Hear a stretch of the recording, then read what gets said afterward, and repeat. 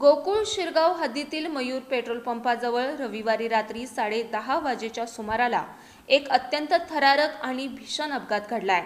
भरधाव वेगानं आलेल्या कंटेनरनं रस्त्याच्या कडेला थांबलेल्या मोटारसायकलला जोरदार धडक दिली।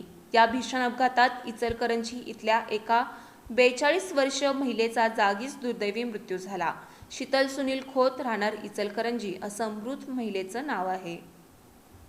गोकुळ शिरगाव हद्दीतील मयूर पेट्रोल पंपाजवळ रविवारी रात्री 10:30 वाजेच्या सुमाराला एक अत्यंत थरारक आणि भीषण अपघात घडलाय।